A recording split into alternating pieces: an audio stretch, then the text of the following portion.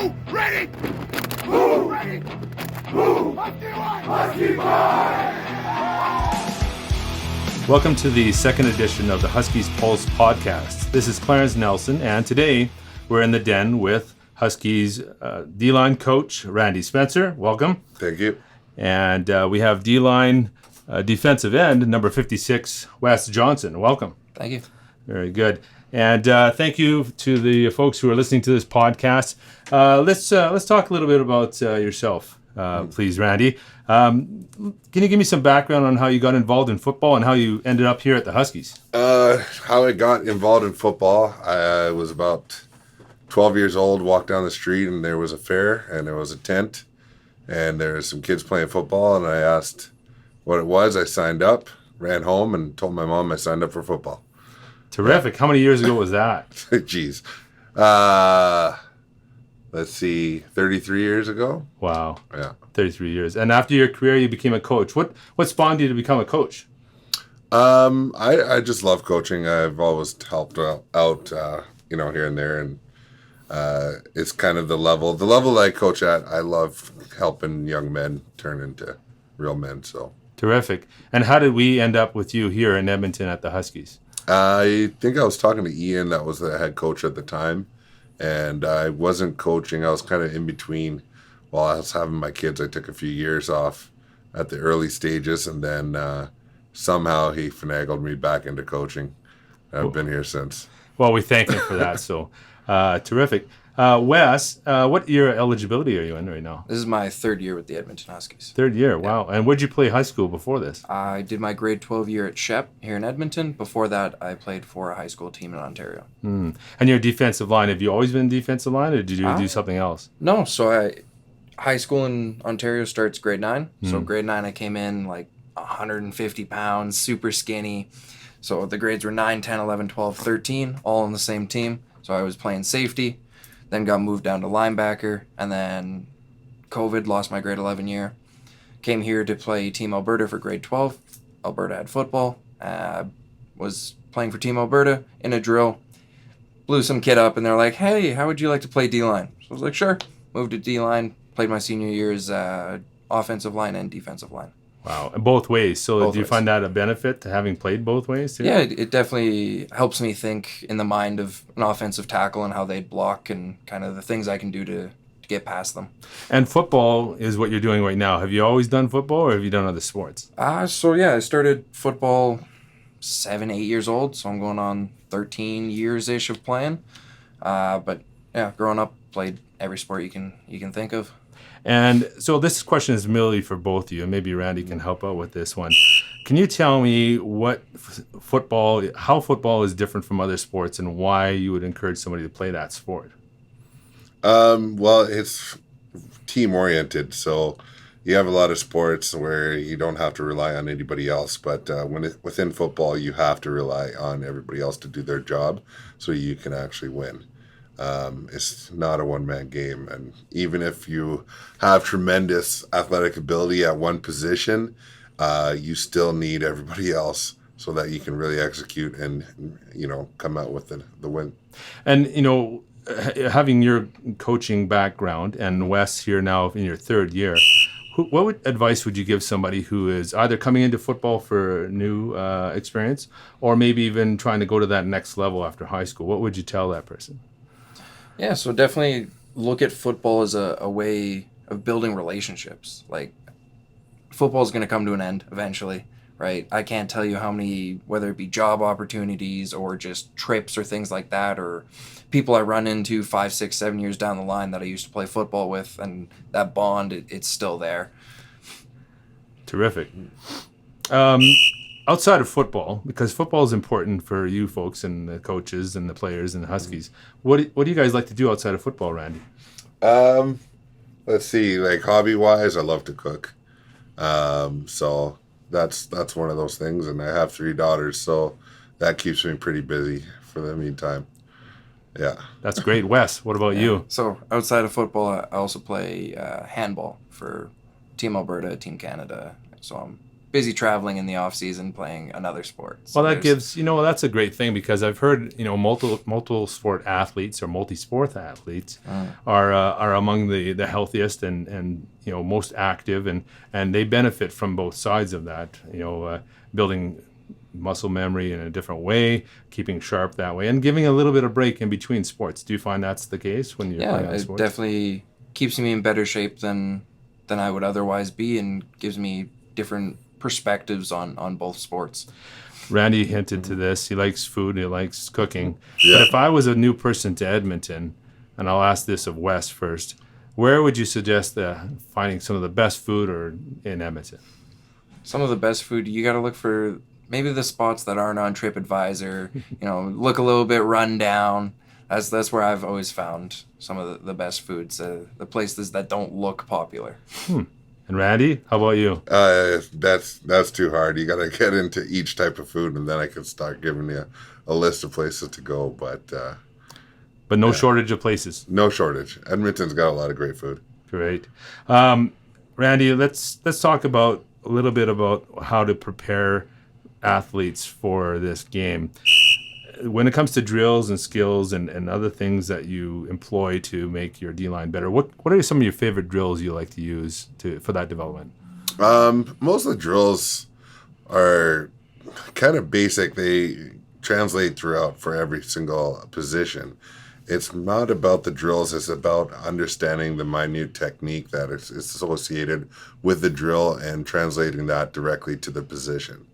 So when you run bag drills and you're running over the bag, it's a different lean, it's a different set. Everything is within the position that you're in.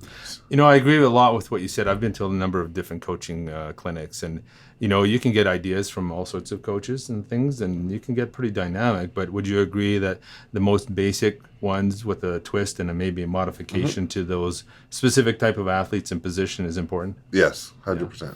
Have you seen that being a benefit here at the Huskies when taking players that maybe came out of high school that didn't see those type of drills, and how do you transition them into those different ones? Most of my coaching is mental and yelling and mental. No, but most of the kids I get don't they haven't seen the type of coaching I have before they get here. Even switching stances, switching hands, understand hand placement. It's just things that usually high school coaches and other levels do not really grasp yet. Understood, and that's a good thing. That allows them to grow and earn their spot and continue, just like Wes has. Wes, during the season, but even particularly in the off season, there's a lot of training that takes place. How much do you enjoy the gym, and what kind of exercises do you enjoy? I enjoy going to the gym, especially when we've got team lifts and being there with the guys, all hyping each other up and kind of pushing ourselves to get that extra 5, 10, 15 pounds on whatever you're doing, bench press, squats, otherwise. As far as favorite exercises in the gym, those will be a little controversial. I'm a lower body kind of guy. Legs. Like squats, deadlifts, Romanian deadlifts. That's my jam. So you're pretty good at it then? Coach, would you agree? I'm completely opposite of him. I'm all bench. Wow. So between the two of you, you can build both. Right? We make one good football. So after the off season, I know you start in springtime, and you're getting into, we're in our third week of the season now, playing this weekend on the 17th. There are rituals that sometimes coaches and sometimes players participate in. How do you get, Randy, coaches or players ready for the game on that game day, or do you just give them the time they need? There's only one thing I do before the game is we meet every game in the shower as a group, and then I kind of just tell them what needs to get done and maybe say a few choice words and get them hyped up. But that's about it for rituals for me. I left the rest back for when I played. Terrific. Yeah. Wes, what do you do? Do you eat anything special? Do you listen to any songs? What do you do? So game day specifically, I got to start the day off with a shower. Nice, hot, relax, stretch out a little bit, keep the day mellow, maybe lay around in PJs if it's a later game. And then I try and get to the game a little bit early, Just watch the guys warm up, stay on the field, and then try and time it up so that when I get into the locker room, it's put your stuff on and you're headed out. And it's time to go play football. And that works for you. Yeah. The switch is turned on, and you see other players turn their switch on. What's maybe an unusual ritual that you've seen here that is not part of what you do? Well, it's kind of team mandatory, if you will, but we touch the sign. It's the Huskies sign. I believe it was put there by one of our more prominent head coaches, as well as the bench for one of our coaches who had passed away recently. So touch the sign, touch the bench the day before the game or the day before we travel. Mm-hmm. Those are good things, and if they're consistent and they build that team atmosphere, you can rely on each other as you hit the field. That's terrific. Every year is a little bit different for every team. Personnel sometimes changes and strategies do. What do you like this year, Randy, particularly about the Huskies in 2024 that maybe hasn't been seen before? I keep to the D-line when I speak, but really within my group, just the dynamic of our D-line this year that been able to switch a few things around and actually work with the personnel to the best of their abilities, put them in the best position, and be able to depend that they trust what I'm coaching so that they can go out and test it and see what we have by the mid-season, put the perfect recipe together, and actually move on to win a championship. Wes, having, this is your third year now again.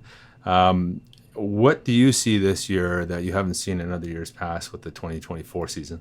Yeah, I'd say that we've got a lot of guys who are kind of in that 2, 3, 4 year range with being with the team, so we're very close knit. Like when we went to Saskatoon, we were eating dinner, and I was looking around, and there wasn't a person there I couldn't name. And I'm sure I'm not the only guy that feels that way. We're very close. Like we'll see each other outside of football as well. Good to hear. Favorite thing or favorite moment of your career thus far as a Husky, Wes? As a Husky, probably my first year, my first game traveling, second game of the season, we went to Saskatoon. Big game. I'm playing mostly nose reps at 200 pounds, way undersized against one of the best O-line units that the CJFL has. So just getting in there and earning my stripes, if you will. Terrific. And that was your first season? Yeah. Wow, it must have been a difference compared to high school. Yeah, it definitely was. I was quite nervous before the game. And after the game, how did you feel? Sore. No, I felt good. I was proud of what I was able to accomplish. And have you seen the same sort of development with new players coming in, you being a veteran to the game? Have you seen those things happen for other young athletes here? Definitely. Like this year, our first game was against Saskatoon and Saskatoon again. So it was good to see the younger guys coming out of high school because everybody here was that guy in high school. So coming here and having that extra level of competition, it's nice to see the young guys step up and take that on. Absolutely. Randy, you've been here for how many years now? 5 years, I think, yeah. And out of that, can you pick a favorite moment or two? There wouldn't be one specific thing that stands out, but those types of situations, like watching, West play in that game, watching, Alexandra this year, kids like that do come out in their first year and can make an impact. That always gets me excited because a lot of kids don't understand or don't believe me when I tell them if they're worth it playing and they earn it, they will get it through me, and I will always give it. So I'm not, even though the vets want to be vet heavy, by the time they get it, if they don't deserve it, they don't get it, and I stand by it. Well, I'm looking forward to seeing both those types of things coming up this weekend on the 17th of August. I think we're playing the Wildcats in Edmonton, and we're looking forward to a big show there. So thank you, gentlemen. Thanks again to both Randy and Wes. Well, we're looking forward to seeing all the good things that we talked about today on the field this weekend on August 17th when we play against the Edmonton Wildcats. And thank you again to both Randy and Wes. We are looking forward to your performance this weekend. Thank you for your valuable time, and it was very good to speak with both of you today. No problem. And thank you to our listeners who joined us for this edition of the Huskies Pulse podcast.